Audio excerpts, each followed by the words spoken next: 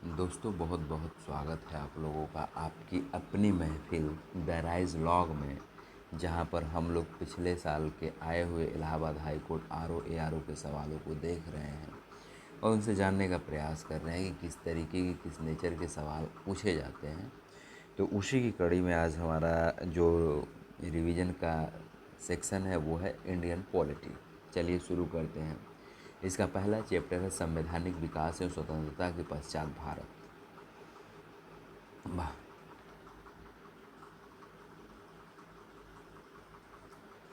तो पहला सवाल कि भारतीय संविधान के जनक कौन है, तो वो जो B.R. अम्बेडकर हैं।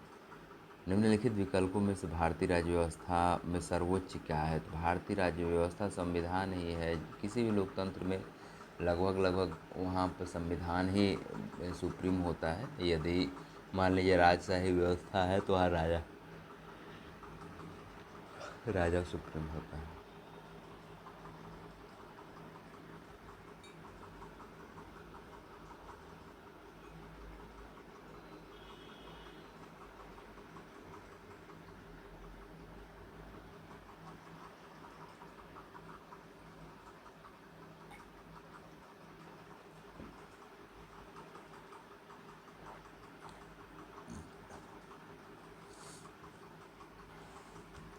भारतीय संविधान के संदर्भ में निम्नलिखित कथन को कहा है। भारतीय संविधान अत्यंत अनमनीय और अधिक लचीलेपन के मध्य बेहतरीन समन्वय है।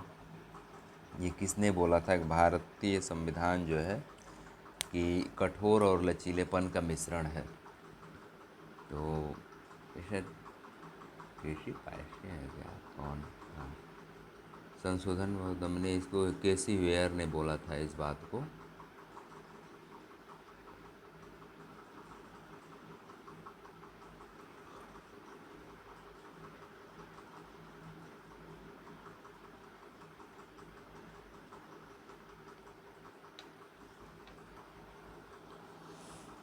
निम्नलिखित में से कौन सा स्वतंत्र भारत के पहले वित्त मंत्री थे? तो स्वतंत्र भारत के पहले वित्त मंत्री जो है कि सरदार वल्लभ भाई पटेल हैं। 1948 में कौन सी घटना नहीं हुई थी? तो महात्मा गांधी की हत्या। 1900 तो हुई थी उस दिन। संविधान की स्वीकृति नहीं, 1950 में हुई है संविधान की स्वीकृति। यही वो घटना है जो नहीं हुई थी। बाकी देखते सी राजगोपाल भारत के प्रथम गवर्नर जनरल, ये सही है। भारत ने लंदन ओलंपिक हॉकी में स्वर्ण पदक जीता था।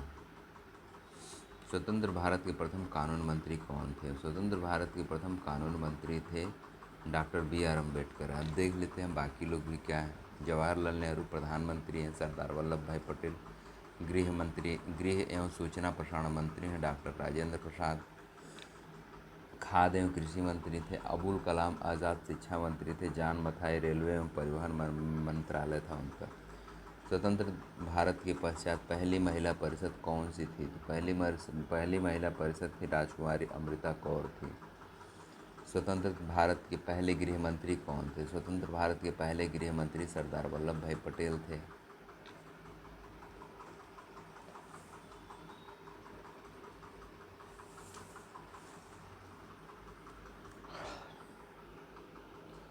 निम्नलिखित में से कौन सा प्रस्ताव 1946 में जवाहरलाल नेहरू द्वारा रखे गए उद्देश्य संबंधी प्रस्ताव था? भारत के सभी लोगों को कानून की समुचित समानता प्रदान करना। भारत एक संप्रभु गणराज्य है।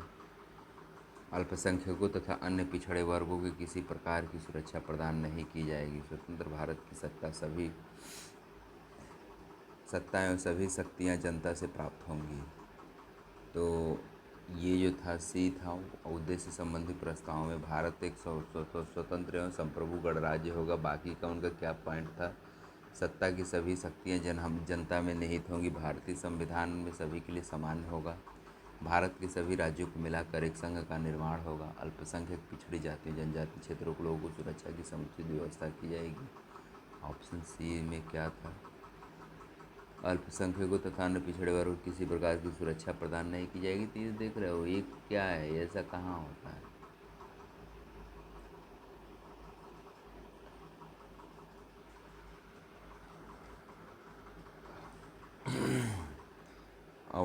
Constitutional assembly. भारतीय संविधान की संविधान सभा द्वारा किस दिन पारित एवं अंगीकार किया गया था? तो 26 नवंबर 1949 के दिन।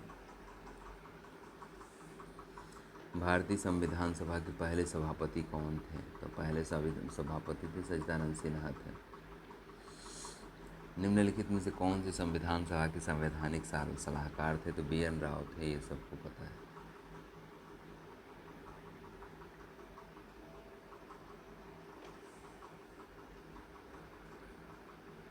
संविधान सभा के कार्यकारी अध्यक्ष कौन थे? संविधान सभा के कार्यकारी अध्यक्ष सच्चिदानंद सिन्हा थे, सभी को पता है। डॉक्टर राजेंद्र प्रसाद 1946 में गठित अंतरिम सरकार के अंतर्गत किस पद पर नियुक्त किया गया था? तो उनको कृषि एवं खाद्य मंत्रालय मिला था। भारतीय संविधान सभा की स्थापना कब हुई थी? भारतीय संविधान सभा की स्थापना जो है 9 दिसंबर शायद 1946 को हुआ है क्या?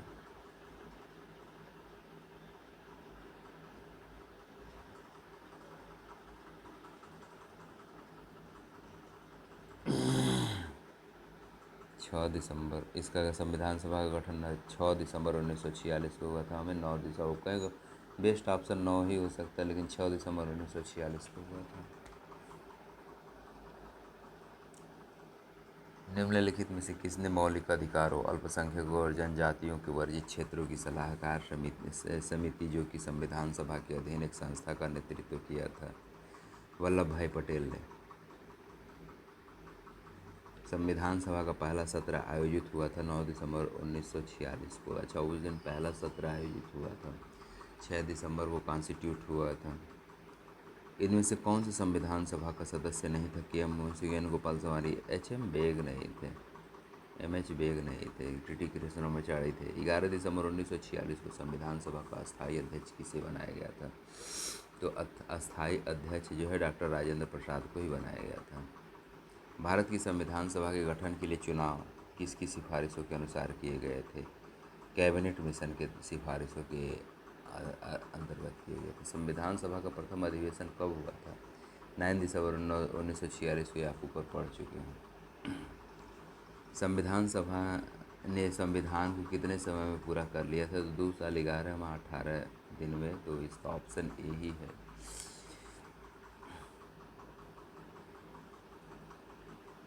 भारतीय संविधान किसके द्वारा अपनाया गया था? तो भारतीय संविधान सभा द्वारा अपनाया गया था।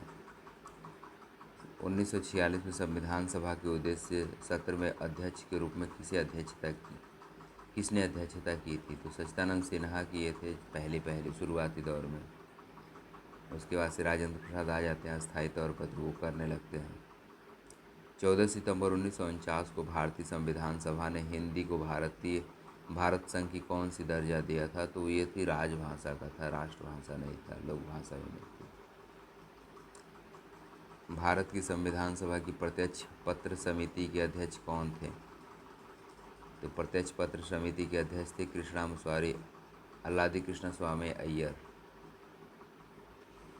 अभी तक हमने जो 2 चैप्टर पढ़े हैं, उन दोनों चैप्टर में से एक भी सवाल ऐसा नहीं है जो लुसेंट या क्राउन से दूर जाए। तो इसलिए लुसेंट और या क्राउन दोनों में से कोई एक आपके लिए बहुत मस्ट है। राज्यसभा के सदस्यों के चुनाव से संबंधित धारा किस देश के संविधान से ली गई है? तो भी दक्षिण अफ्रीका। इतनी जम्हाई क्यों आ रही है, मुझे समझ में नहीं आ रहा है।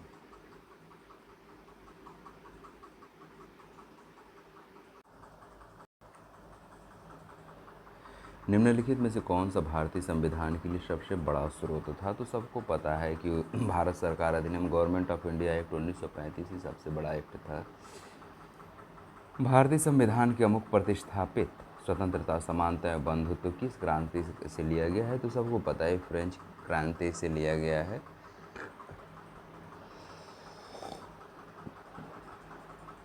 ये सारे सवाल मुझे ऐसा लग रहा है कि ये UPPCS से न लेकर के ये SSC से उठाए हुए सवाल लगते हैं, क्योंकि 1 लाइनर 1 पॉइंटर टाइप के सवाल हैं।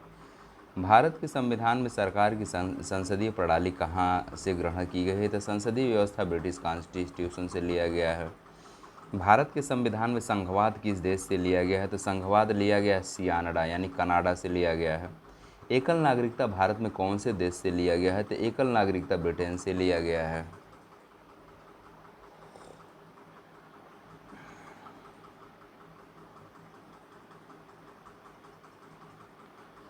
भारतीय संविधान के विभिन्न स्रोतों में व्यापक रूप से अनुकरण किया गया है। निम्नलिखित में से कौन से स्रोत इसके अधिकतम, तो वो ये है कि वो भारत सरकार अधिनियम गवर्नमेंट ऑफ इंडिया एक्ट 1935 है। भारतीय संविधान के भाग एवं अनुसूचियाँ। भाषण और अभिव्यक्ति की स्वतंत्रता का उल्लेख भारतीय संविधान के किस अनुच्छेद में है, तो अनुच्छेद 19 आर्टिकल 19 का 1 है। निम्नलिखित में से किस विषय में समवर्ती सूची में शामिल किया गया है, तो आपको मालूम है यह समुद्र तो वो केंद्र का विषय है, नहीं मुद्रा केंद्र का विषय है, डिफेंस भी केंद्र का विषय है, एग्रीकल्चर दोनों का शायद है यार। समवर्ती सूची में क्या है, समवर्ती सूची में इसमें 47 विषय थे, वर्तमान में 52 विषय समवर्ती सूची में प्रमुख दीवानी फौजदारी। अच्छा, कृषि जो है कि राज्य सूची का विषय है, चलो ठीक है, फिर हमें लग रहा था। तो ये जो फॉरेस्ट है वो क्या समवर्ती सूची का भाग है।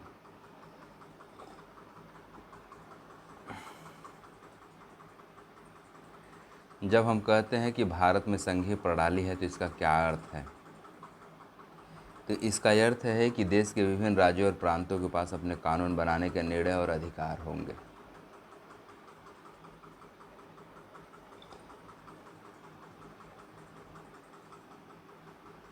संघ सूची में शामिल विषयों की पहचान करें। संघ में देखना है तो वो क्या है, विदेशी मामले हैं, पुलिस है, व्यापार है, एजुकेशन है। तो आप देखिएगा विदेशी मामलों में ही अक्सर केंद्र सरकार ही आती जाती रहती है। आपने कभी राज्य सरकार का बहुत रेयरली जिक्र सुना होगा, वो पर्सनल कैपेसिटी या फिर कुछ बेसिक बातों को लेकर के, अपने हितों को लेकर के जाते हैं। अदरवाइज विदेशी जो रिश्ते हैं वो कायम करने का अधिकार किसके पास है, सिर्फ और सिर्फ केंद्र सरकार के पास है। भारतीय संविधान की राज्य सूची में शामिल विषय की पहचान करें, तो डिफेंस केंद्र का है, मुद्रा केंद्र का है, एग्रीकल्चर हमने देखा था कि वो राज्य, एग्रीकल्चर तो राज्य का है, तो फिर मैरिज होगा, मैं क्या है राज्य सूची के, तो एग्रीकल्चर होगा, तो मैरिज जो है केंद्र सूची का विषय है। डी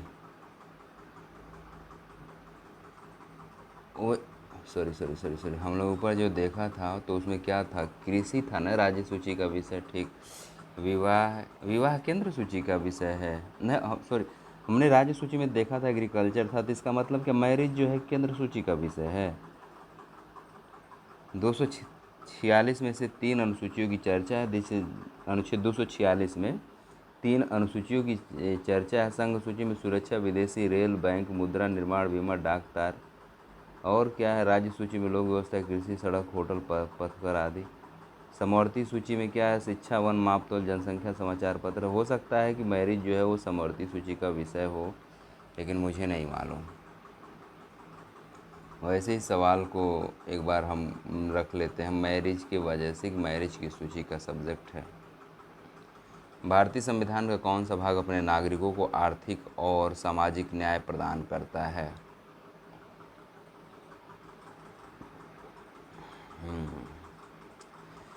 कौन सा भाग अपने नागरिकों को आर्थिक और सामाजिक न्याय प्रदान करता है? तो भारत की नीति निर्देशक तत्वों में इसकी सीधे सीधे बात की गई है। और उसके बाद से मौलिक अधिकार, फंडामेंटल राइट में सामाजिक आर्थिक न्याय की भी बात की गई है वहाँ पर भी, लास्ट की कुछ में। और प्रस्तावना में भी तो राजनीतिक, सामाजिक, आर्थिक न्याय की बात की ही गई है। इसलिए इसका तीनों करेक्ट है। भारतीय संविधान की, यही वो सवाल है ना, ये वाला सवाल अक्सर आपको कहीं ना कहीं वो किसी न किसी रूप में दिख जाएगा। तो ये मोस्ट इम्पॉर्टेंट सवाल के तौर पर इसको आप लोग याद रखना। भारतीय संविधान के किस भाग को भारतीय संविधान की आत्मा कहा जाता है? तो उसके प्रेम्बल को ही कहा जाता है, क्योंकि उसी से पता चलता है कि भारतीय संविधान किस दिशा में जाएगा।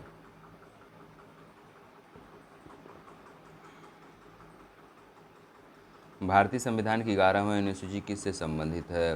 तो वो सभी जानते हैं, पंचायती राज से संबंधित है। और 11A जो है कि वो नगर निगम से रिलेटेड है। किस प्रधानमंत्री के समय भारतीय संविधान में 9वीं अनुसूची को शामिल किया गया था? तो जवाहरलाल नेहरू के समय।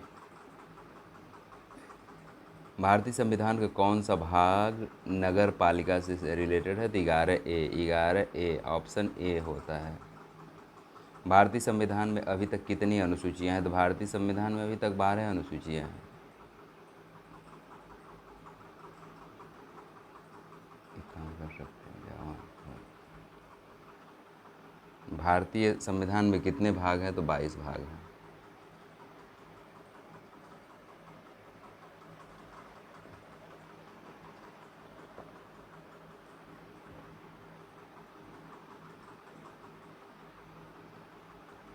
संविधान के भाग 2 में नागरिकता का उल्लेख है। भारतीय संविधान का कौन सा भाग मूलभूत कर्तव्यों से संबंधित है? तो वो है भाग 4 जो है मूलभूत कर्तव्यों से रिलेटेड है। भारतीय संविधान की किस भाग में राज्य के नीति निर्देशक सिद्धांत का वर्णन है? तो वह भाग 4 में। भारतीय संविधान के किस भाग में न्यायतंत्र को प्रबंध कार्यों से अलग न्यायपालिका से किया गया है? तो वही है कि अनुच्छेद 50। अनुच्छेद 50 किस में है? तो वो नीति निर्देशक तत्व में है कि हम अलग करते हैं।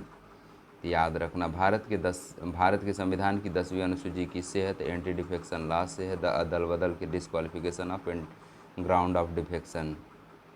संविधान के प्रमुख अनुच्छेद की बात हम कर लेते हैं। Major article and constitution. Bharat में अब तक 1/3 सीटें महिलाओं के लिए आरक्षित हैं। किससे? कहाँ पर? पंचायती राज संस्थाओं में है। भारत की नियंत्रक एवं महालेखा परीक्षक की नियुक्ति भारतीय संविधान की किस अनुच्छेद में हुई है? तो अनुच्छेद 148 में हुई है। भारत के राष्ट्रपति राष्ट्रीय आपातकाल की स्थिति में घोषणा किसके तहत कर सकता है? तो आर्टिकल 352 के तहत कर सकता है। राष्ट्रपति लोकसभा को किस अनुच्छेद के अंतर्गत भंग कर सकता है? तो राष्ट्रपति अनुच्छेद 85 के अंतर्गत लोकसभा को भंग कर सकता है। भारतीय संविधान का कौन सा अनुच्छेद यह कहता है कि भारत में एक उपराष्ट्रपति चाहिए? तो अनुच्छेद 63 कहता है कि भारत में एक उपराष्ट्रपति होगा। भारत के संविधान में अनुच्छेद 63 के अनुसार भारत में एक उपराष्ट्रपति होना चाहिए। संविधान में उपराष्ट्रपति पद का यूएसए से लिया गया है। संविधान के अनुच्छेद 64 के अनुसार उपराष्ट्रपति राज्यसभा का पदेन सभापति होता है, परंतु वो राज्यसभा का सदस्य नहीं होता है। भारतीय संविधान का भारतीय नागरिकता से संबंधित कौन कौन से अनुच्छेद है? तो 5 से लेकर के 11 तक जो है नागरिकता से रिलेटेड है। भारतीय संविधान का कौन सा अनुच्छेद धन विधेयक को परिभाषित? अनुच्छेद 110 करता है धन विधेयक को परिभाषित। 36 से 51 तक भारतीय अनुच्छेद किससे संबंधित है? तो वो है डीपीएसपी से रिलेटेड है। भारतीय संविधान में संघ लोक सेवा आयोग के अनुच्छेद किन से है? तो 315 से रिलेशन जो है कि अनुच्छेद 315 का रिलेशन जो है यूपीएससी से है।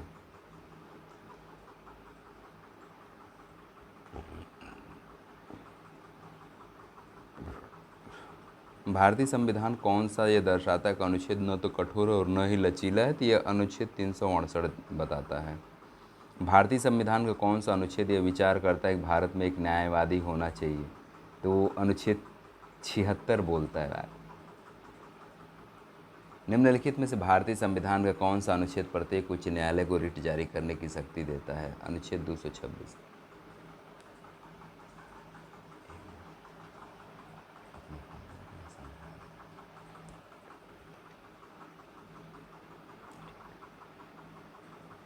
भारतीय संविधान के अनुच्छेद 370 का संबंध निम्नलिखित में से किस संबंध से है? तो जम्मू कश्मीर राज्य के विशेष दर्जे के से संबंधित था वो। भारतीय संविधान में संशोधन की प्रक्रिया का अनुच्छेद किन से अनुच्छेद में किया गया है? तो अनुच्छेद 368 में किया गया है। प्रस्तावना। संविधान के अधिनियम के समय निम्नलिखित में से कौन सा आदर्श प्रस्ताव में शामिल नहीं था? तो आदर्श प्रस्ताव में स्वतंत्रता से समानता था, न्याय था, समाजवाद शामिल नहीं था। इसको 42वें संविधान संशोधन 1976 द्वारा शामिल किया गया है। निम्नलिखित दी गई स्वतंत्रता में कौन सी भारतीय संविधान की प्रस्तावना को संदर्भित नहीं करता है? क्या निम्नलिखित में दी गई स्वतंत्रता में कौन सी भारतीय संविधान की प्रस्तावना को संदर्भित नहीं करता है? विचार, अभिव्यक्ति, विश्वास की स्वतंत्रता, सामाजिक आर्थिक न्याय है, ये वो स्वतंत्रता नहीं है।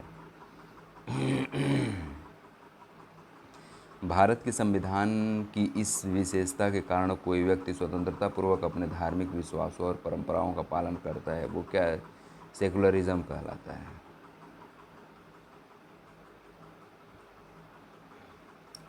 भारत के संविधान की प्रस्तावना में कौन से आदर्श रूसी संविधान से लिया गया है? तो वो जस्टिस लिया गया है।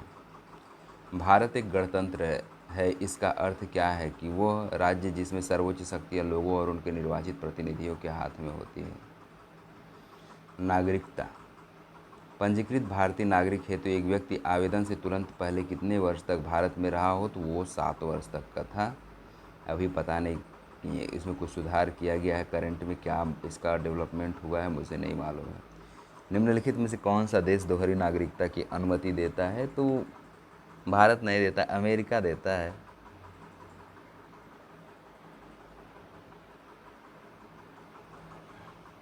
मौलिक अधिकार।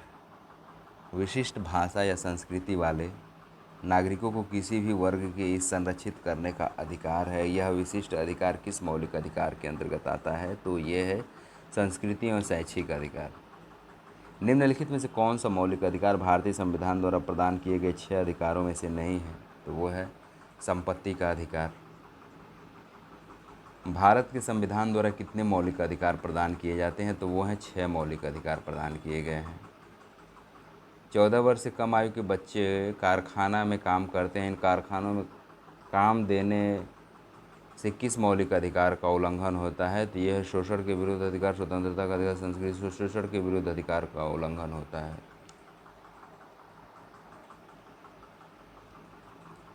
निम्नलिखित में से कौन सा कथन मौलिक अधिकारों के संबंध में सत्य है?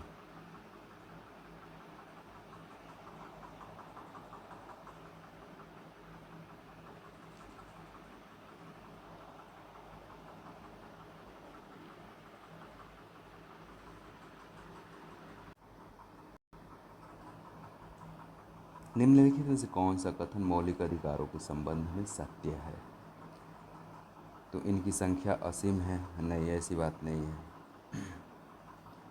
ये शायद 10, 11, 14 या 15 कुछ ऐसे ही है। इनका संरक्षण तथा क्रियान्वयन साधारण कानूनों के अनुसार होता है। नहीं, इन्हें कानून की साधारण प्रक्रिया से राज्य विधायिका द्वारा बदला जा सकता? बिल्कुल नहीं। इन्हें भारतीय संविधान में संरक्षण प्रदान है। तो ये ही सही है।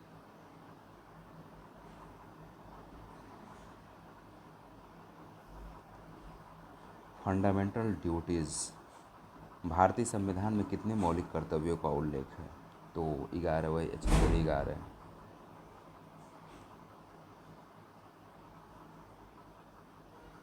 और पहले शुरुआत में 10 थे, फिर लास्ट में वो 86वें कॉन्स्टिट्यूशन अमेंडमेंट से बाल वाला वो जोड़ा गया था। 11 हैं अभी।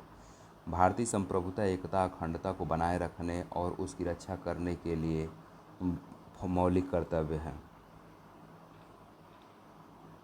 भारतीय संविधान में मूलभूत कर्तव्यों को बताइए। भारतीय संविधान में मूलभूत कर्तव्यों को किसके तहत जोड़ा गया था? तो वो था 42वें संविधान संशोधन अधिनियम के तहत। निम्नलिखित में से कौन से वर्ष में भारतीय संविधान में मौलिक कर्तव्यों को शामिल किया गया था? तो 1976 में शामिल किया गया था। अच्छा, ये याद रखना, ये सवाल यूजुअली पूछ लेता है कि 42वें संविधान संशोधन अधिनियम के तहत जो है कि वो 1976 में मौलिक कर्तव्य जोड़ा गया था, फिर जो है लास्ट में 86वें संविधान संशोधन अधिनियम 2002 के तहत 11वां जोड़ा गया था। भारत के संविधान के अनुसार निम्नलिखित में से कौन सा एक मौलिक कर्तव्य नहीं है? तो प्रेस की स्वतंत्रता और रक्षा करना यही नहीं है। बाकी सार्वजनिक संपत्ति की रक्षा करना है। अपनी समृद्ध विरासत को बचाए रखना ये भी है। भारत की एकता और अखंडता की रक्षा करना ये भी है। राज्य के नीति निर्देशक तत्व। भारतीय संविधान में कौन सा अनुच्छेद राष्ट्रीय महत्व के स्मारकों, स्थानों और वस्तुओं का संरक्षण करता है? तो वो है अनुच्छेद 49।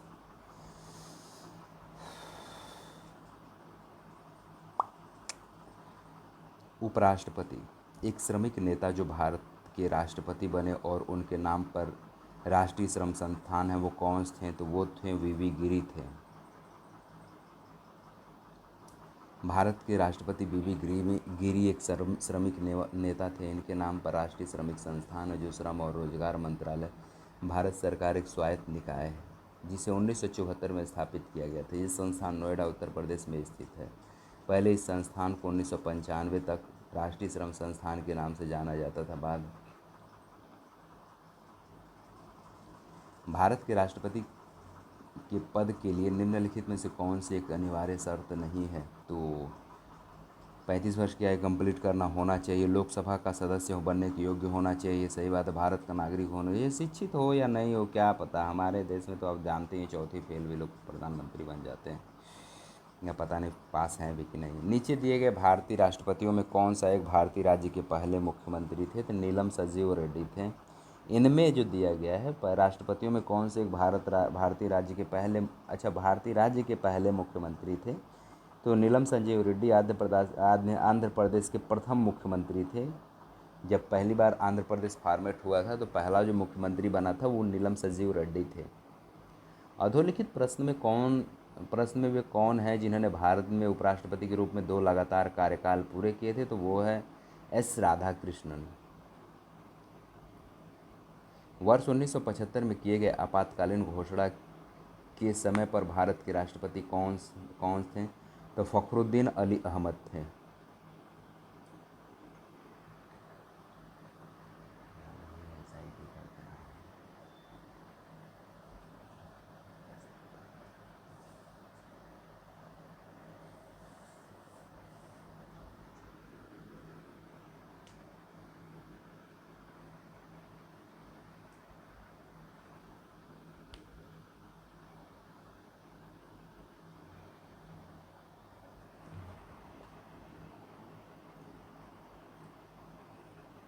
भारत के निम्नलिखित उपराष्ट्रपतियों पर विचार करें। वीवी गिरी, जीएस पाठक, बीडी जत्ती, एम हिदायतुल्ला।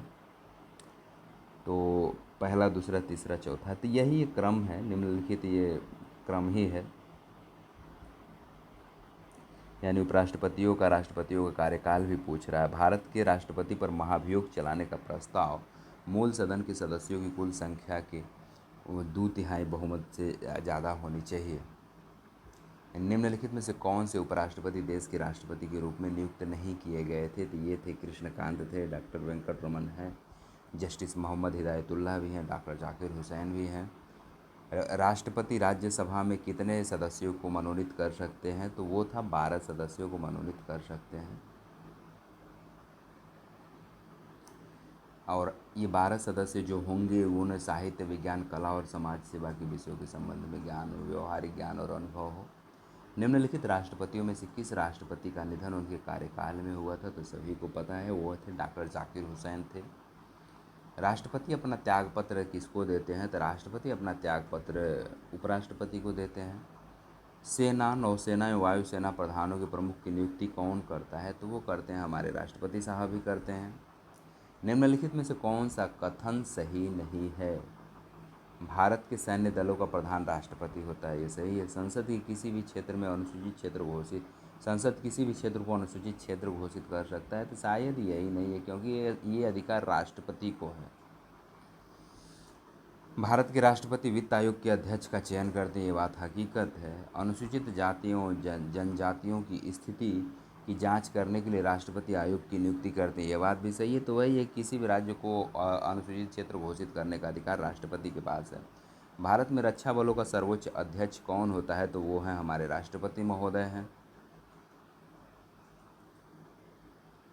भारतीय संविधान के अनुसार भारत का प्रथम नागरिक कौन है? तो वो है राष्ट्रपति हैं। अनुच्छेद 53 के अनुसार संघ का समस्त कार्यपालकीय शक्ति उसी में निहित होती है। मुप्पावारापू वेंकैया नायडू भारत के, अच्छा, एम वेंकैया नायडू, मुप्पावारापू लिखा हुआ है, तो एम वेंकैया नायडू उनका नाम था। भारत के 4वें राष्ट्रपति थे, तो वो 13वें उपराष्ट्रपति थे। तो आप देखिएगा 13वें, अभी जो है ये क्या नाम है इनका, राधा कृष्णन, ये पता नहीं शायद 16वें हैं क्या, या यदि 16वें 15वें 16वें, तो पता नहीं। यदि राष्ट्रपति और उपराष्ट्रपति दोनों का पद रिक्त हो तो निम्नलिखित में से किसे राष्ट्रपति के कार्यकाल का अधिकार होता है? तो वो है चीफ जस्टिस का। भारत के राष्ट्रपति की संवैधानिक स्थिति किसके समान है? तो वो है ब्रिटिश राजतंत्र राजा के समान है। भारत के उपराष्ट्रपति का निर्वाचन करने के लिए निम्नलिखित में से कौन सा से सदस्यों का निर्वाचक मंडल होता है? तो वो है लोकसभा और राज्यसभा के सदस्य होते हैं। भारत के उपराष्ट्रपति का निर्वाचक संसद के दोनों सदस्य, लोकसभा और राज्यसभा के सदस्यों से मिलकर निर्वाचक मंडल द्वारा होता है। तो ये देखना उपराष्ट्रपति के बारे में है, राष्ट्रपति रहता है तो उसमें राज्य भी शामिल हो जाते हैं। भारतीय संविधान का उल्लंघन करने के लिए किसके निष्कासन को महाभियोग की प्रक्रिया में आरंभ किया? तो वो है राष्ट्रपति हैं। भारतीय संविधान के उल्लंघन करने के लिए किसके निष्कासन को महाभियोग की प्रक्रिया को आरंभ किया? तो वो राष्ट्रपति के ऊपर ही महाभियोग की प्रक्रिया लगती है। भारत में सभी केंद्रीय मंत्रियों को राष्ट्रपति द्वारा ही नियुक्त किया जाता है, तो ये बात हमेशा याद रखना। रामनाथ कोविंद भारत के 14वें राष्ट्रपति हैं।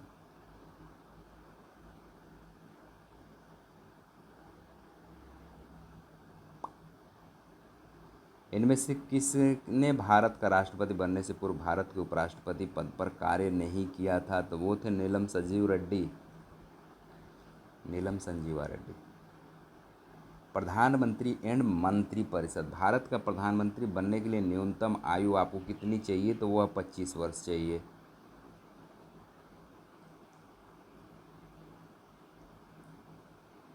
राज्यसभा या लोकसभा का सदस्य होना चाहिए। लोकसभा की सदस्यता के लिए न्यूनतम आयु 25 वर्ष तथा राज्यसभा के लिए 30 वर्ष है। यदि लोकसभा नहीं कर रहा, यदि के अधिकतम सदस्य अविश्वास प्रस्ताव पारित करे तो मंत्रिपरिषद को त्याग, तो वो लोग पर सभा के लोग होते हैं। यदि कोई मंत्री अविश्वास प्रस्ताव हार जाता है तो फिर क्या है? लोकसभा कोई मंत्री अविश्वास, if minister loses no confidence motion, तो लोकसभा भंग हो जाती। केवल प्रधानमंत्री और संबंध whole council of minister resign, the minister संबंधित त्यागपत्र भी दे देते हैं।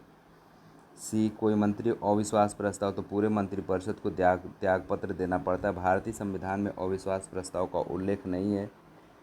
और याद रखना, कोई मंत्री यानी यदि किसी मंत्री का हारना एक तरीके से पूरे सरकार का हार होती है। निम्नलिखित में से किस प्रधानमंत्री ने अपने कार्यकाल में कभी भी संसद का सामना नहीं किया था? तो वो थे चौधरी चरण सिंह। ज़्यादा दिन तक थे भी नहीं ना, 28/7/1981 से लेके कितने थे, 7 से लेकर के लगभग 6 महीने से कम का कार्यकाल हुआ।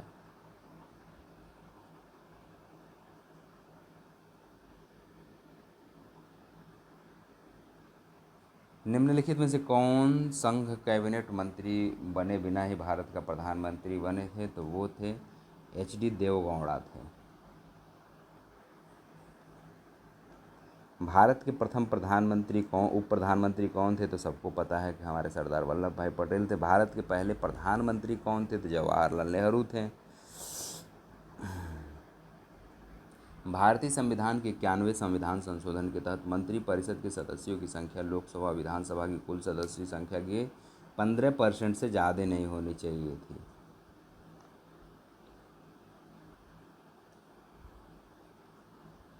निम्नांकित में से कौन से कथन भारत के प्रधानमंत्री से संबंधित नहीं है? तो वो भारत की संसदीय प्रणाली में प्रधानमंत्री सरकार का मुखिया होता है, ये बात सही है। संविधान में प्रधानमंत्री के चयन और नियुक्ति के लिए कोई विशेष प्रक्रिया भी नहीं है, ये बात भी सही है।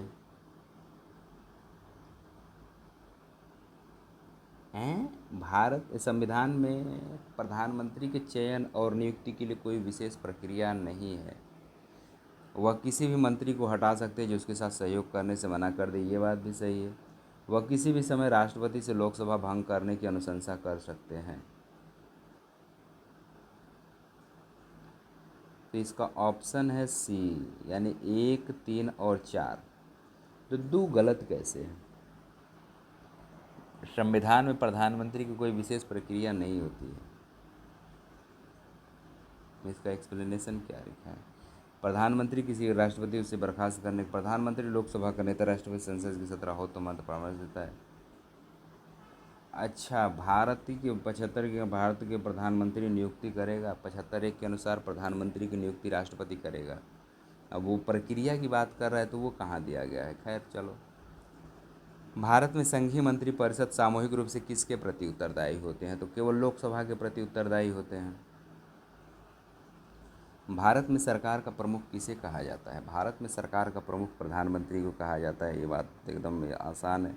एक व्यक्ति जो दोनों सदनों में से किसी भी एक सदन का सदस्य नहीं है, जो केंद्र में मंत्रिपरिषद के सदस्यों के रूप में, इनकी कितनी अवधि अधिकतम समय के लिए है?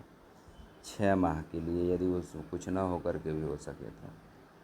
अब राज्यसभा की हम बात करते हैं तो राज्यसभा के प्रथम अध्यक्ष कौन थे? तो राज्यसभा के डॉक्टर राधाकृष्णन थे। अभी वर्तमान में भी राधाकृष्णन ही है, एस राधाकृष्णन। राज्यसभा के प्रथम अध्यक्ष कौन थे? कौन सा ऐसा सदन है जिसमें मुखिया उस सदन का सदस्य नहीं होता है? तो राज्यसभा उस सदस्य नहीं होता है। राज्यसभा लोकसभा द्वारा विचार के लिए भेजे गए वित्त विधेयक को अधिकतम कितनी अवधि के लिए आप रोक सकते हैं? तो 14 दिन के लिए। अब चूँकि वो जो वित्त विधेयक है उस पर पूरा का पूरा अधिकार किसका है? तो पूरा का पूरा अधिकार जो है कि वो लोकसभा का है। राज्यसभा में अधिकतम सीटों की संख्या कितनी होती है? तो अधिकतम सीटों की संख्या इसमें 250 होती है। राज्यसभा का सदस्य की अवधि कितनी होती है? तो वो 6 वर्ष तक की होती है। राज्यसभा में राज्यों का प्रतिनिधित्व किस पर निर्भर करता है? तो राज्य के क्षेत्रफल नहीं, राज्य की जनसंख्या पर निर्भर करता है। राज्यसभा की कितने वर्षों बाद विघटित किया जाता है? तो राज्यसभा कभी विघटित नहीं होती है, वो हमेशा उसके हर 2/3 सदस्य हर 2 वर्ष बाद वो हटते जाते हैं। राज्यसभा में सभापति का चुनाव कौन करता है? तो राज्यसभा में सभापति का चुनाव जो है लोकसभा और राज्यसभा के सभी सदस्यों द्वारा किया जाता है। राज्यसभा के उपसभापति का चयन किसके द्वारा होता है? तो राज्यसभा में उपसभापति का चयन जो होता है वो राज्यसभा के सदस्यों द्वारा ही होता है। भारत में राज्यसभा की पूर्ण अवधि के सदस्य को कितने वर्षों के लिए चुना जाता है? तो 6 वर्षों के लिए चुना जाता है। भारत में संघ विधायिका राज्य सूची में विषयों में कानून कब तक नहीं बना सकती है? जब तक राज्यसभा यह संकल्प पारित न करे कि हित में ऐसा करना आवश्यक है। संघ विधायिका राज्य सूची के विषयों पर। हाँ, तो यहाँ दोनों ये बता दें कि हाँ बना सकते हो तो फिर बना सकते हैं। अब देखते हैं राज्यसभा हो गया, लोकसभा। इनमें से किसकी नियुक्ति भारत के राष्ट्रपति द्वारा नहीं की जाती है? तो वो लोकसभा अध्यक्ष द्वारा भारत की नियुक्ति नहीं की जा सकती। बाकी आपने देखिएगा तीनों सेनाओं के अध्यक्षों की नियुक्ति और जो है अपने वो सीजेआई की नियुक्ति वही करते हैं। लोकसभा कौन विघटित कर सकता है? तो लोकसभा राष्ट्रपति विघटित कर सकता है। लोकसभा के लिए न्यूनतम आयु 25 वर्ष है। स्वतंत्र भारत में लोकसभा के प्रथम अध्यक्ष कौन थे? तो वो थे जीवी मावलंकर थे। लोकसभा में अधिकतम कितनी अवधि तक अनुपस्थित रह सकते हैं? तो वो है कि 2 महीने। यदि संसद लोकसभा के सदन में अनुमति के बिना अधिकतम 60 दिनों की अवधि तक सभी बैठकों में अनुपस्थित रहता है तो उसका पद रिक्त कर दिया जाता है। 60 दिनों की अवधि की गणना सदन के स्थगन और सत्रावन में लगातार 4 दिनों से अधिक अवधि में शामिल नहीं किया जा सकता। 60 दिनों की अवधि की गणना सदन के स्थगन या सत्रावसान की लगातार 4 दिनों से अधिक अवधि को शामिल नहीं किया जाता है। लोकसभा के अध्यक्ष किसे अपना त्यागपत्र सौंपते हैं? तो लोकसभा के अध्यक्ष लोकसभा उपाध्यक्ष को अपना त्यागपत्र देते हैं। लोकसभा कौन सा लोकसभा का सत्र नहीं है? बजट सत्र, मानसून सत्र, ग्रीष्म सत्र और विंटर सत्र। तो वो विंटर सत्र तो है, मानसून सत्र बजट सत्र भी है। ग्रीष्मकालीन सत्र नहीं होता है, उसी को मानसून सत्र बोलते हैं। लोकसभा के एकमात्र अध्यक्ष जो बाद में भारत के राष्ट्रपति बने वो कौन थे? तो वो थे जो अध्यक्ष जो बाद में भारत के राष्ट्रपति वो थे Neelam Sanjiva Reddy. Public accounts committee, लोक लेखा कमेटी के अध्यक्ष कौन नियुक्त करते हैं? तो राष्ट्रपति करते हैं। लोकसभा अध्यक्ष करते हैं सॉरी। इनमें से किस राज्य में 2014 में लोकसभा में सर्वाधिक सीटें थी? तो वो उत्तर प्रदेश में यही है। आधार बिल 2016 को लोकसभा में कैसे प्रस्तुत किया गया था? तो वो था मनी बिल के तौर पर।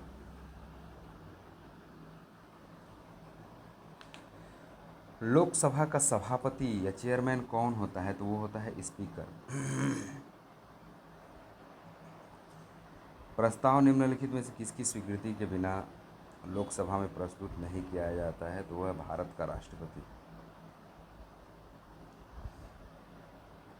लोकसभा अध्यक्ष सुमित्रा महाजन 2014 में लोकसभा के लिए 8वीं बार चुनी गई थी।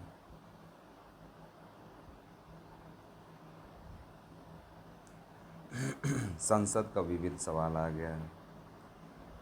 एक नवीन राज्य के निर्माण की शक्ति किसमें निहित होती है? तो एक नवीन राज्य के निर्माण की शक्ति पार्लियामेंट में निहित होती है। इसमें कोई बड़ी बात नहीं है। भारत में चुने हुए प्रतिनिधि किसके भाग होते हैं? तो वो होते हैं कि विधायिका के भाग होते हैं। संसद की संयुक्त बैठक की अध्यक्षता कौन करता है? तो वो है लोकसभा का अध्यक्ष करता है। शून्यकाल की अधिकतम सीमा क्या है? तो वो है शायद 1 घंटा है। भारतीय संसद का सचिवालय कहाँ है? भारतीय संसद का सचिवालय क्या है? तो मतलब जो है कि सरकार से स्वतंत्र है। भारतीय संसद का सबसे महत्वपूर्ण लक्षण क्या नहीं है? तो वो यह भारत की संघ विधायिका है। ये बात सही है, इसमें राष्ट्रपति भी शामिल है, ये बात भी सही। लोकसभा और राज्यसभा और राष्ट्रपति मिलकर संसद बनती है। यह द्विसदनी है, ये बात भी सही है। लेकिन संसद की उच्च सदन और निम्न सदन प्रत्येक 5 वर्ष में भंग होते हैं। नहीं, राज्यसभा कभी भंग नहीं होती है। किस अमेरिकी राष्ट्रपति ने अपनी यात्रा के दौरान भारतीय संसद को संबोधित नहीं किया? तो अमेरिकी राष्ट्रपति जॉर्ज डब्ल्यू बुश ने 2006 में भारत की यात्रा में अपनी यात्रा के दौरान भारत की संसद को संबोधित नहीं किया था, जबकि Bill Clinton, Jimmy Carter, Barack Obama ने भारत यात्रा के दौरान भारतीय संसद को संबोधित किया था।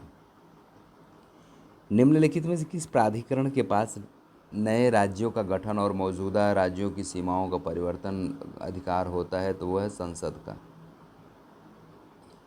संसद में पहला लोकपाल बिल कब प्रस्तुत किया गया था? तो वो था 1971 को। भारत की राज्य व्यवस्था के संदर्भ में शून्यकाल क्या है? तो प्रातः काल के मध्य नहीं, विपक्ष के प्रस्ताव पर विचार करने का एक समय है। वित्तीय बल लोकसभा में प्रस्तुत सर्वाधिक महत्वपूर्ण कार्य पर चर्चा का समय शायद डी, विपक्ष के प्रस्ताव पर विचार करने का डी ऑप्शन ही होगा। संसद में वित्त विधेयक के प्रस्तुतिकरण के पश्चात कितने दिनों में मंजूर होना जरूरी है? तो वो है 75 दिनों के अंतर्गत। नए राज्यों के गठन अथवा सीमा में परिवर्तन करने का अधिकार किसको है? तो भारत की संसद को है। संसद ने किस वर्ष नागरिकता अधिनियम स्वीकृत किया था? तो 1955 में। समग्र भारतीय सेवाओं और शक्तियाँ किसमें अंतर्निहित है? तो वो है समग्र भारतीय सेवाओं और शक्ति किस में? तो वो है सुप्रीम कोर्ट में नहीं, हमारे कॉन्स्टिट्यूशन में रहता है, तो वो संसद में ही होगा। फिर संसद के 2 क्रमिक सत्रों के बीच कितना अंतराल होना चाहिए? तो वो है 6 महीने का अंतराल। बैठक की अध्यक्षता कौन? अच्छा, दोनों सदनों के संयुक्त बैठक की अध्यक्षता लोकसभा स्पीकर करते हैं, आपको पहले से ही पता है। अब हम देखते हैं स्वतंत्र भारत का एक राज्य की प्रथम महिला राज्यपाल कौन थी? तो वो थी सरोजनी नायडू थी, जो उत्तर प्रदेश की शायद थी, जब उन्हें उत्तर प्रदेश की राज्यपाल रहीं 15 अगस्त 1947 से लेकर 2 मार्च 1949 तक। राज्य के राज्यपाल सरकार को निम्न में से कोई पदच्युत कर सकता है? तो वो कौन है? प्रधानमंत्री हैं, राज्यपाल को बुलाते हैं।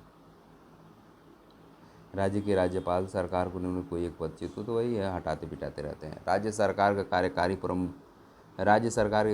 प्रमुख राज्यपाल ही होते हैं। राज्य के राज्यपाल की नियुक्ति किसके द्वारा की जाती है? तो राज्य के राज्यपाल की नियुक्ति जो है प्रधानमंत्री द्वारा। अच्छा सॉरी, राज्यपाल की नियुक्ति किसके द्वारा? राष्ट्रपति द्वारा कहाँ की जाती है? वो तो प्रसाद पर्यंत पद धारण करते हैं। अनुच्छेद 155 राज्य के अनुसार राज्यपाल की नियुक्ति राष्ट्रपति करता है। तो ये कोई राष्ट्रपति संवैधानिक पद थोड़ी है। कोई व्यक्ति राज्यपाल होने के लिए तभी योग्य हो जब वो भारत का नागरिक हो।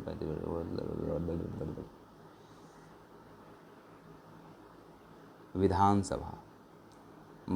भारत में राज्य विधानसभा किसके चुनाव में भाग लेती है, तो वो राष्ट्रपति के लिए लेती है, और बाकी राज्यसभा के सदस्यों में 1 और 4 इसका आंसर होना है। उपराष्ट्रपति में नहीं, उपराष्ट्रपति में लोकसभा राज्यसभा लेते हैं, प्रधानमंत्री तो नामित होता है, तो इसीलिए वो होता है। निम्नलिखित में से किस भारतीय राज्य में एक सदनी विधायिका है, तो वो है पश्चिम बंगाल में, उत्तर प्रदेश, बिहार, कर्नाटक में द्विसदनी विधायिका है। अब हम देखते हैं न्यायपालिका।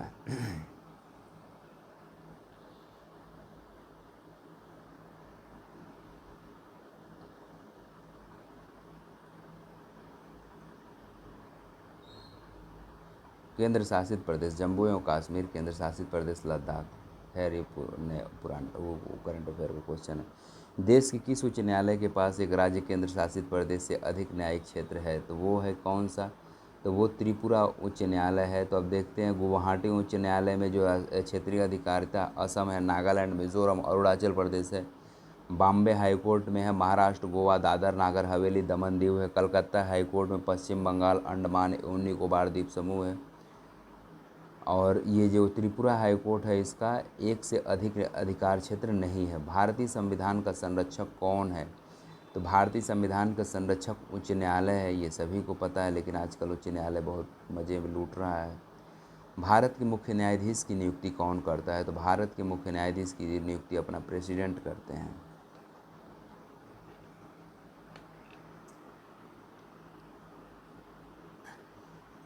भारत के सर्वोच्च न्यायालय के न्यायाधीशों की संख्या बढ़ाने की शक्ति किस में निहित है, तो वो है पार्लियामेंट में निहित है। भारत में कितने उच्च न्यायालय है, तो भारत में अभी वर्तमान में 25 उच्च न्यायालय है, ये बात आपको सभी को पता होनी चाहिए। केंद्र शासित प्रदेश के पास अपना उच्च न्यायालय है, तो वो दिल्ली ही यूटी जैसा है, जिसका अपने पास उसका अपना हाई कोर्ट है। उच्च न्यायालय के न्यायाधीश के पद पर नियुक्ति के लिए एक वकील के लिए पेशेवर अभ्यास की न्यूनतम आवश्यकता कितनी है, तो वो है 10 वर्ष है। सर्वोच्च न्यायालय के कौन सा न्यायाधीश के विरुद्ध भारतीय संसद में पहली बार महाभियोग चलाया गया था, तो वो था बी रामास्वामी के खिलाफ चलाया गया था। भारतीय संविधान में अनुच्छेद 5 में भाग 5 में अनुच्छेद 124 से 147 तक उच्चतम न्यायालय के गठन, स्वतंत्रता, न्याय क्षेत्र की शक्तियों का वर्णन है। इसको खैर हम बाद में देखेंगे। ऑप्शन ए का 2 है, तो ए का 2 ये हो गया, और बी का 1 है, तो बी का 1 ये हो गया। सी का 4 है, सी का 4 है, और डी का 3 है। तो हम देखते हैं क्या है कि अनुच्छेद 126 तो कार्यकारी मुख्य न्यायाधीश की नियुक्ति की बात की गई है। 127 में अनौपचारिक रूप से जो तदर्थ जजों की नियुक्ति की बात की गई है। 137 में सुप्रीम कोर्ट द्वारा निर्णय की समीक्षा का आदेश दिया गया है। 141 में सुप्रीम कोर्ट द्वारा घोषित कानून सभी न्यायालयों के लिए बाध्यकारी रहेगा। भारत की कौन सी संस्था भारतीय संविधान की व्याख्या करने का अंतिम अधिकार रखती है, तो वो है सर्वोच्च न्यायालय है। संघ एवं राज्य क्षेत्र, तेलंगाना राज्य का गठन कब हुआ था, तो वो था 2 जून 2014 को हुआ था। अभी 49-10 मिनट बाकी है।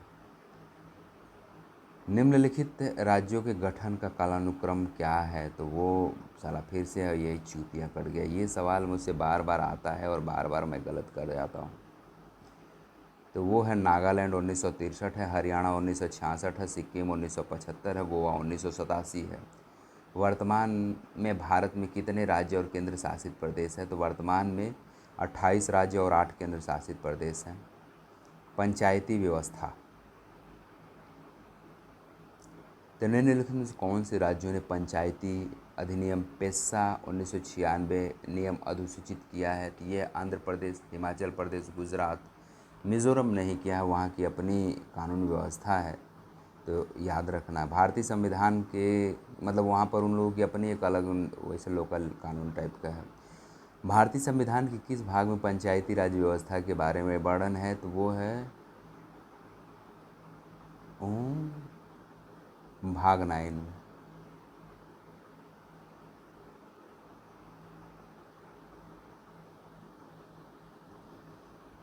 राजस्थान में पंचायती राज व्यवस्था सबसे पहले उसी में 1959 में शुरू किया गया था, वहाँ बागौर में, नागौर ज़िले में। पंचायती राज प्रदान करता है, क्या प्रदान करता है, तो वह स्थानीय स्तर पर लोकतांत्रिक प्रशासन प्रदान करता है, ये सभी को पता है। ग्राम सभा जो कि पंचायती राज प्रणाली की नींव है, इस निकाय में कौन कौन शामिल होते हैं, तो इस निकाय में शामिल होते हैं पंचायत क्षेत्र में शामिल गाँव की निर्वाचक सूची में पंजीकृत व्यक्ति। निर्वाचन, भारत के निर्वाचन आयोग की नियुक्ति और उसके कार्यकाल का निर्णय कौन लेता है, तो वो लेते हैं राष्ट्रपति। भारत में मतदान करना और निर्वाचित होना एक क्या है, तो ये है एक कॉन्स्टिट्यूशनल राइट है। स्वतंत्रता के बाद भारत में पहला आम चुनाव कब संपन्न हुआ था, तो 1951 में संपन्न हुआ था। भारत में निर्वाचन आयोग के अध्यक्ष की नियुक्ति कौन करता है? निर्वाचन आयोग का अध्यक्ष यानी चीफ इलेक्शन कमीशन की नियुक्ति कौन करता है, तो उसको प्रेसिडेंट नियुक्ति करता है, इसीलिए वो हटता भी नहीं। What is not true about NITI Aayog, तो इसके अध्यक्ष भारत के प्रधानमंत्री होते हैं, तो ये बात पूरी तरह हकीकत है। राज्य के सभी मुख्यमंत्री और केंद्र शासित प्रदेशों के उपराज्यपाल इसके सदस्य होते हैं, ये बात भी सही है। देश के लिए पंचवर्षीय योजना तैयार करता है, नहीं, ये वार्षिक योजनाएं तैयार करता है। नीति आयोग 2015 में इस्टेब्लिश किया गया था। निम्नलिखित में से किस समिति में राज्यसभा में कोई प्रतिनिधि नहीं होता है, तो यह है प्राक्कलन समिति में राज्यसभा से कोई प्रतिनिधि नहीं होता है। निम्न में से कौन सा संसद की परामर्श समिति बनाता है, तो वो है लोकसभा अध्यक्ष है। योजना आयोग का पदेन अध्यक्ष कौन होगा, तो योजना आयोग का पदेन अध्यक्ष जो है कि प्रधानमंत्री होगा, ये हमने ऊपर पढ़ चुका है। 1950 में योजना आयोग की स्थापना किसके तहत की गई थी, तो योजना आयोग के अध्यक्ष की कार्यकारी आदेश एक एग्जीक्यूटिव आदेश के तहत, वो कोई वो क्या है, संवैधानिक वो नहीं था। उत्तर प्रदेश राज्य लोक सेवा आयोग के व्यय को किस पर भारित करता है, तो वो है राज्य की संचित निधि पर।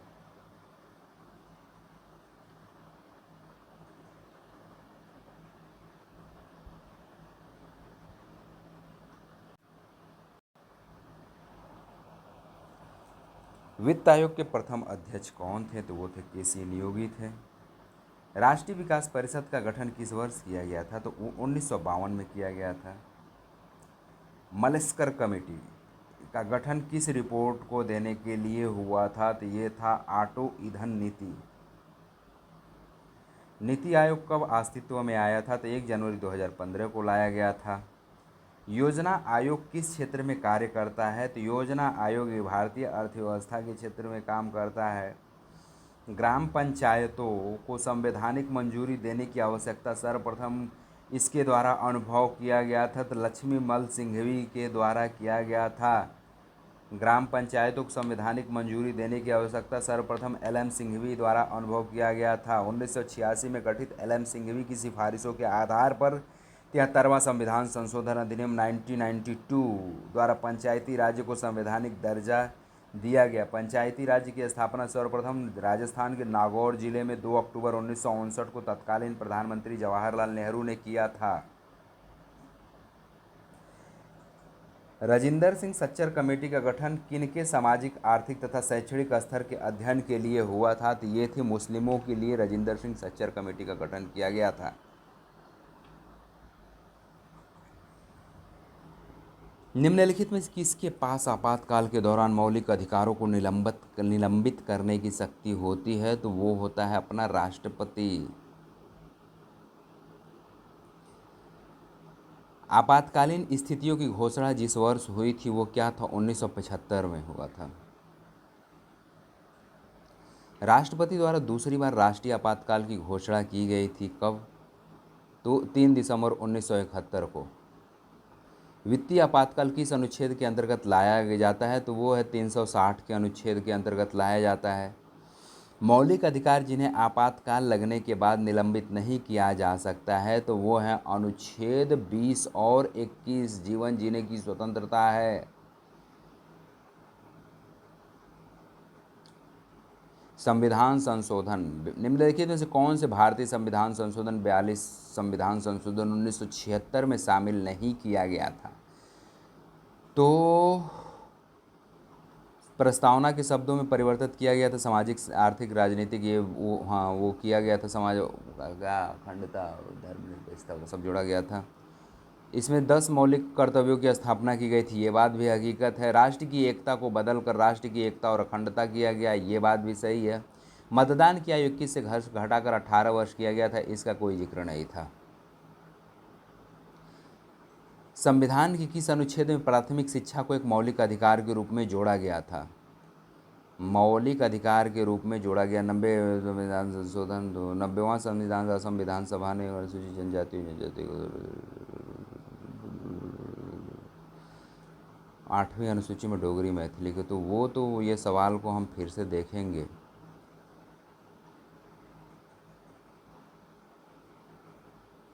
किस वर्ष में पौंडीचेरी को भारतीय सीमा में सम्मिलित किया गया था? तो वो था 1962 में।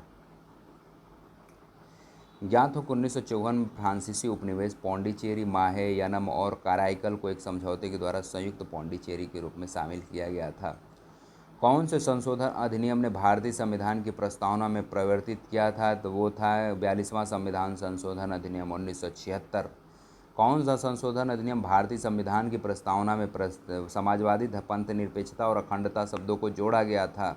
इसी संविधान को हम लघु संविधान भी कहते हैं। संशोधन में सिंधी 8वीं अनुसूची की 15वीं भाषा के रूप में सब कब शामिल किया गया था? तो वो था 21वें संविधान संशोधन के तहत। संविधान के किस संशोधन द्वारा ग्रामीण स्थानीय शासन को संवैधानिक दर्जा दिया गया था? तो वो था 73वां संविधान संशोधन 1992 में। भारतीय संविधान में संशोधन प्रक्रिया का उल्लेख किस अनुच्छेद में किया गया है? तो वो है 368 में किया गया है। महान्यायवादी, नियंत्रक एवं महालेखा परीक्षक क्या होता है? क्या सही नहीं है? उसके पास संसद में बोलने का अधिकार होता है? हाँ होता है। उसकी नियुक्ति भारत के राष्ट्रपति द्वारा होती है, ये बात भी सही है। वो संसद के सदस्य के विशेषाधिकारों का हकदार होता है, ये बात भी सही। वो मंत्रिमंडल का सदस्य होता है, ये बात बिल्कुल सही नहीं है। भारत के नियंत्रक और महालेखा परीक्षकों को के नाम से जाना जाता है, किस नाम से जाना जाता है? तो पब्लिक पर्स, प्रिवी पर्स के नाम से जाना जाता है। स्वतंत्र भारत के प्रथम कैग परीक्षक कौन थे? तो वो थे नरहरि राव थे। राज्य सरकार की आधिकारिक विधिक सलाहकार कौन होता है? तो महाधिवक्ता होता है। भारत के वर्तमान नियंत्रक के महालेखा परीक्षक कौन है? तो ये है विनोद राय, वो समय थे। अभी कौन है देखना बाकी है। राजनीतिक दल कह रहा है कि तालिका 1 की तालिका 2 में मिलान करें। तो कब वो जो है कि उनको राजनीतिक दल का प्रथम राष्ट्रीय कांग्रेस होने से भी क्या बातचीत पूछा हुआ है। तालिका 1 के साथ तालिका 2 का मिलान करें। राजनीतिक दल गठन का वर्ष, तो कांग्रेस पार्टी का गठन 1885 में हुआ था ना भाई। भारतीय राष्ट्रीय कांग्रेस का जन्म 1885 में हुआ था, ये 1985 लिखे हुए चूतिए सब। और बहुजन समाजवादी पार्टी का जो गठन है वो है 1984 में। भारतीय राष्ट्रीय कांग्रेस पार्टी 1999, राष्ट्रवादी Congress Party 1999, Communist Party of India 1925। निम्नलिखित में से कौन सी बहुजन समाजवादी पार्टी के संस्थापक थे? तो वो थे कांशीराम। भारत के राष्ट्रीय प्रतीक निम्नलिखित में से भारत का राष्ट्रीय पक्षी कौन सा है? तो कौवा है। निम्नलिखित में से भारतीय राष्ट्रीय वो पशु कौन सा है? तो वो बंगाल टाइगर रिजर्व है। भारत का राष्ट्रीय फूल क्या है? तो वह कमल है। भारत का राष्ट्रीय पक्षी कौन है? तो भारत का राष्ट्रीय पक्षी मोर है। भारत के राष्ट्रीय गीत की रचना किसके द्वारा की गई थी? तो बंकिम चंद्र चटर्जी के द्वारा किया गया था। देवनागरी लिपि को हिंदी देवनागरी लिपि में हिंदी को भारत का राष्ट्रीय भाषा बनाने की सलाह किसने दिया था? तो बाल गंगाधर तिलक ने दिया था।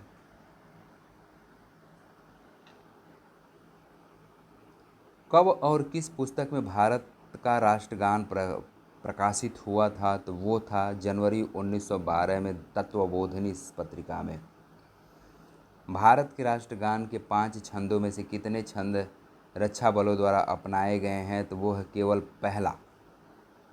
भारत के राष्ट्रगान के 5 छंदों में पहला छंद रक्षा बलों द्वारा अपनाया गया है। राष्ट्रगान का सर्वप्रथम 1911 में कलकत्ता में भारतीय राष्ट्रीय कांग्रेस अधिवेशन में गाया गया था। भारतीय संविधान 24 जनवरी 1950 में औपचारिक रूप से जनगण मन को भारत का राष्ट्रगान घोषित किया गया था।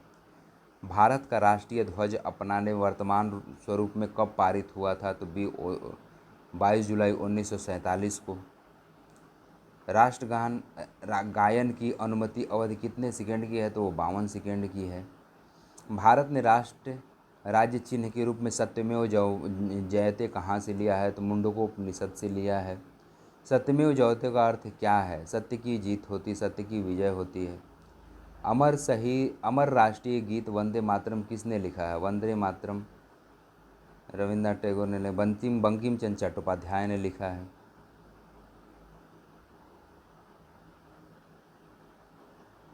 गंगा डॉल्फिन किसे कहा जाता है? तो सूस को कहा जाता है, सूसू को कहा जाता है। 4 सिरों वाला शेर जिसको भारत का राष्ट्रीय राज्य चिन्ह के रूप में अंगीकृत करती है, कहाँ स्थित है? तो वो है सारनाथ में स्थित है। भारत के राष्ट्रीय ध्वज में केसरिया रंग का शीर्ष बैंड क्या इंगित करता है? तो वो इंगित करता है देश की ताकत और साहस को इंगित करता है। भारत का राष्ट्रीय वृक्ष क्या है? तो भारत का राष्ट्रीय वृक्ष बरगद है। भारत का राष्ट्रीय फल क्या है? तो भारत का राष्ट्रीय फल आम है। निम्नलिखित में से कौन भारतीय राष्ट्रीय प्रतीक नहीं है? तो भारत का राष्ट्रीय प्रतीक अशोक वृक्ष नहीं है, कमल का फूल मोर है, बरगद वृक्ष है, तो अशोक नहीं है, तो याद रखना।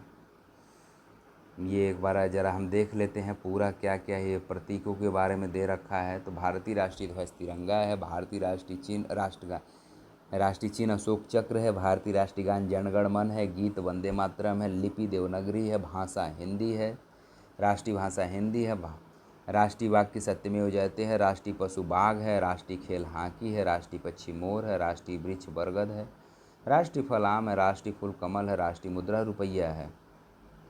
Official language. निम्नलिखित में से किस भाषा को शास्त्रीय भाषा का दर्जा प्राप्त नहीं है? तमिल, तेलुगु, कोंकणी, कन्नड़। तो ये कोंकणी को ऑफिशियल दर्जा प्रदान नहीं है। निम्नलिखित में से किस जनजातीय भाषा को पश्चिम बंगाल द्वारा आधिकारिक दर्जा दिया गया? यूनेस्को द्वारा प्रायः लुप्त माना गया था। तो वो सादरी है, कुरुक है, कुरमाली है, संथाली है। इसमें से क्या है? तो इसमें से है कुरुख जनजातीय भाषा को पश्चिम बंगाल द्वारा आधिकारिक दर्जा दिया गया था। किस भाषा को शास्त्रीय भाषा का दर्जा नहीं दिया गया है? तो वो है बंगाली, मोडरमानोस। उड़ीसा है, तमिल है, तेलुगु है, वो क्या है? शास्त्रीय भाषा है। निम्नलिखित में से किस राज्यों में कोंकणी भाषा बोली जाती है? तो कोंकणी भाषा महाराष्ट्र और गोवा, कोंकण का क्षेत्र वहीं है, तो कोंकणी वहीं बोली जाएगी। 2003 में भारतीय संविधान के 92वें संविधान संशोधन द्वारा 8वीं अनुसूची में किन 3 भारतीय भाषाओं को सम्मिलित किया गया था? तो वो थी बोडो, मैथिली, संथाली थी। विविध है। नीचे दिए गए कथनों पर विचार कीजिए। प्रधानमंत्री राज्य के प्रमुख होते हैं तथा देश के सर्वोच्च औपचारिक प्राधिकारी होते हैं। देश के सर्वोच्च औपचारिक प्राधिकारी, अरे साला सेविंग हो रहा है।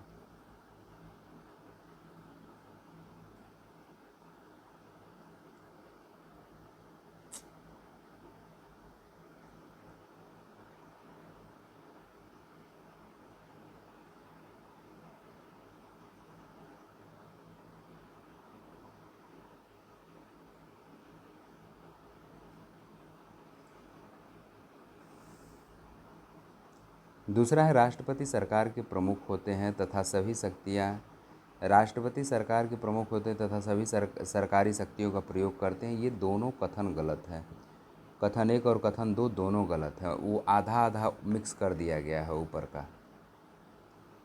जैसे देखो, प्रधानमंत्री राज्य के प्रमुख होते हैं तथा देश के सर्वोच्च औपचारिक होते हैं। राज्य के प्रमुख होते हैं, ठीक है, यहाँ तक तो ठीक है। और वो सरकार के प्रमुख होते हैं, जो दूसरे का आधा है वो पहले वाले में आधा जुड़ेगा। तथा सर्वोच्च औपचारिक प्राधिकारी होते हैं तथा सभी सरकारी शक्तियों का प्रयोग करते हैं। तो ये मतलब टोटली रबिश है।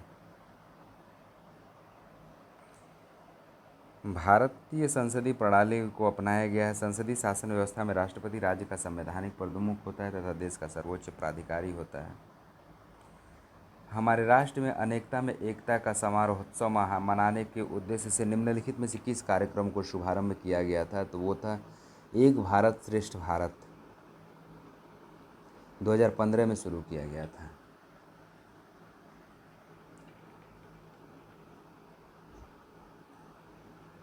अगला है कि सूची 1 को सूची 2 के साथ मिलान कीजिए। सरकार के विभिन्न अंगों के मध्य साझा की गई शक्ति, विभिन्न स्तरों पर सरकार के मध्य साझा की गई शक्ति, विभिन्न सामाजिक समूहों द्वारा साझा की गई शक्ति, 2 या 2 से अधिक राजनीतिक दलों द्वारा साझा की गई शक्ति को गठबंधन की सरकार बोलते हैं। डी का 3 मिलाइएगा तो आपके पास ऑप्शन बी और ऑप्शन डी बचता है। ठीक है, अब हम मिला तो देंगे लेकिन अब नीचे कौन जाएगा? तो ऑप्शन डी ही है, ए का 2 है। अब हम नीचे नहीं जाएंगे, यहीं पढ़ लेते हैं। सूची 1 को सूची 2 से मिलाइए तो वो सरकार के विभिन्न अंगों के मध्य साझा की गई शक्तियों का पृथक्करण कहलाता है। विभिन्न स्तरों पर सरकार के मध्य साझा की गई शक्ति संघीय सरकार कहलाती है। विभिन्न सामाजिक समूहों द्वारा साझा की गई शक्ति बहुलवाद कहलाता है। 2 या 2 से अधिक राजनीतिक दलों द्वारा की गई शक्ति गठबंधन की सरकार कहलाती है। निम्नलिखित में से कौन संयुक्त राष्ट्र की आधिकारिक भाषाओं का संयोजन नहीं है? अंग्रेज़ी, फ्रेंच और स्पेनिश नहीं है।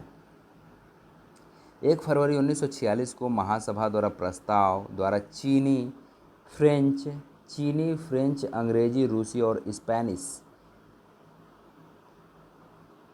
संयोजन, अच्छा सही संयोजन पूछा था तो उसमें देखिएगा ये 5 भाषाएं हैं, चीनी है, फ्रेंच, अंग्रेजी, रूसी, स्पेनिश है। तो इसमें क्या है? अंग्रेजी फ्रेंच तो है, इटालियन नहीं है। अंग्रेजी फ्रेंच जर्मन नहीं है। अंग्रेजी फ्रेंच जर्मन नहीं है तो इंग्लिश, फ्रेंच, स्पेनिश है। निम्नलिखित में से कौन से कार्य आपराधिक विधि द्वारा क्या करा है? निम्नलिखित में से कौन से कार्य आपराधिक विधि का उल्लंघन करते हैं? चोरी, किराया संबंधी मामले, तलाक के मामले, हत्या, उत्पीड़न। तो क्या है कि आपराधिक विधि को उल्लंघन करते हैं? तो मर्डर, उत्पीड़न, चोरी। ऑप्शन सी, ए, डी और ई। ए, डी और ई ठीक है। बाकी किराए संबंधी मामले वो कोई वो नहीं है, और बाकी जो है कि दीवानी मामले हैं, शादी विवाह करना, तलाक वगैरह। द्विसदन का क्या अर्थ है? द्विसदन का एक सरकार जिसमें सत्ता के 2 शासकों में निहित होती है। 2 शासकों में निहित होती है। क्या सवाल क्या है? द्विशासन का क्या अर्थ है? सरकार जिसमें सत्ता 2 शासकों में निहित होती है। भारत की पहली महिला कैबिनेट मंत्री कौन थी? तो वो थी राजकुमारी अमृता कौर थी। भारत में लोकपाल और लोकायुक्त कार्यालय निम्नलिखित में से किस पर आधारित होता है? लोकायुक्त का कार्यकाल निम्नलिखित में से किस पर आधारित होता है? तो वो होता है, भारत के लोक कार्यकाल स्कैंडिनेवियन लोकपाल पर आधारित है। ओम्बुड्समैन की स्थापना 1809 में किया गया था। इसे गार्जियन ऑफ सिटीजन राइट के तौर पर जाना गया था। निम्नलिखित में से भारत के किस राज्य में आज़ादी के बाद पहली बार एक गैर कांग्रेसी सरकार का गठन हुआ था? तो वो था केरला। भारतीय दंड संहिता की धारा 124A जो हाल ही में व्यापक चर्चा का विषय बना रहा है, किसके साथ संबंध रहा है? तो वो है राजद्रोह के साथ रहा है। किस वर्ष भारतीय सैन्य दलों ने पुर्तगालियों से गोवा, दमन दीव को मुक्त कराया था? तो 1961 में। तो 1961 में ऑपरेशन विजय के तहत पुर्तगालों से गोवा और दमन दीव को मुक्त कराया गया था। 62 में गोवा को प्रदेश, दमन दीव और केंद्र शासित प्रदेश का दर्जा दिया गया था। हैदराबाद राज्य को भारतीय गणराज्य का हिस्सा बनाने के लिए सरदार पटेल ने कौन सा ऑपरेशन किया था? तो पोलो। भारत सरकार की संघीय संरचना निम्नलिखित में से किस पर बनी है? तो 3 स्तरीय प्रणाली पर बनी है। भारत सरकार की संघीय संरचना किस पर है? त्रिस्तरीय प्रक्रिया, जहाँ सरकारों का गठन संविधान के प्रावधानों के अनुसार केंद्र और स्थानीय स्तर पर हुआ है। केंद्र, राज्य और स्थानीय स्तर पर हुआ है। भारत सरकार की संघीय संरचना त्रिस्तरीय है। भारतीय इतिहास में एक महत्वपूर्ण तारीख है क्योंकि 26 अक्टूबर 1947, तो वो होगा महाराजा हरिश्चंद्र ने इंस्ट्रूमेंट ऑफ एक्सेशन पर हस्ताक्षर किया था। बंधुआ प्रथम उन्मूलन अधिनियम कब पारित किया गया था? तो 1976 में। झारखंड राज्य कब बना है? तो वो 2000 में तो बना है, लेकिन 15 नवंबर बिरसा मुंडा की जयंती पर बना है। खान सुरक्षा विभाग भारत में किस केंद्रीय मंत्रालय के अधीन है? तो वो है श्रम और रोजगार मंत्रालय के अधीन है। IAS का पूरा नाम क्या है? Indian administrative service. साइबर कानून भारतीय संविधान के अंतर्गत आता है। तो साइबर कानून अवशिष्ट शक्ति, रेसिडुअल पावर है ये। किस भारतीय राजनयिक को पूर्व प्रधानमंत्री इंदिरा गांधी द्वारा अवास्तविक विचारों वाला सांता क्लॉज कहा गया था? तो वो है सुब्रमण्यम स्वामी का। किस भारतीय राजनयिक के पूर्व प्रधानमंत्री द्वारा अवास्तविक विचारों वाला सांता क्लॉज कहा गया था? तो वह सुब्रमण्यम स्वामी को। इंदिरा गांधी ने अपनी नियंत्रित समाजवादी नीतियों की आलोचना में खुली अर्थव्यवस्था की तीव्रता की वकालत करने के कारण हार्वर्ड शिक्षाविद डॉक्टर सुब्रमण्यम स्वामी को 1970 के दशक में अवास्तविक विचारों वाला सांता क्लॉज बोला था। चंद्रशेखर राव कहाँ के पहले मुख्यमंत्री थे? तो तेलंगाना के थे। के चंद्रशेखर राव हैं। अच्छा। राज्य पुनर्गठन आयोग ने भारत सेवा के लिए सृजन की अनुशंसा की। नहीं, भारतीय वन सेवा एक अखिल भारतीय सेवा है। सही बात है। राज्य पुनर्गठन आयोग ने भारतीय वन सेवा के सृजन के लिए अनुशंसा की थी। अब पता नहीं किया था कि नहीं किया था, मुझे नहीं पता, लेकिन उतना तो है। 19 ब्रिटिश राज के दौरान अस्तित्व में थी। ये सत्य परंतु आए, मतलब एक ही स्टेटमेंट गलत है। ये पहले से ही अंग्रेज़ों के ज़माने से ही साथ में मतलब बनी हुई संस्था है, तो इसको किसी ने इसको रिकमेंड नहीं किया था। भारत की आकस्मिक निधि से राशि केवल इसके पश्चात निकाली जा सकती है कि राष्ट्रपति के अनुमोदन के बाद ही निकाली जा सकती है। तेलंगाना राज्य के निर्माण के बाद भारत में राज्यों की कुल संख्या कितनी है? तो ये है 29 राज्य, लेकिन वर्तमान में 28 राज्य, क्योंकि कश्मीर को भंग भी कर दिया गया था। भारत की सामाजिक आर्थिक असमानता को निम्नलिखित में से किसके द्वारा समाप्त नहीं किया जा सकता है? तो निर्धन लोगों की आर्थिक सहायता एवं कर्ज देकर। शिक्षा के प्रसार के द्वारा किया जा सकता है। गरीबी तथा अमीरों के बीच खाई पाट कर, निर्धनता और निरक्षरता दूर करके। तो दोस्तों, ये था पूरा राजनीति विज्ञान का पिछले इलाहाबाद हाईकोर्ट ARO में जो बाकी उसके जिससे भी रिलेटेड सवाल थे वो सवाल आए हुए थे, तो हम लोगों ने इसका पूरा डिस्कशन कर लिया। मिलते हैं आपसे किसी अन्य सब्जेक्ट का रिवीजन करते समय। बहुत बहुत धन्यवाद।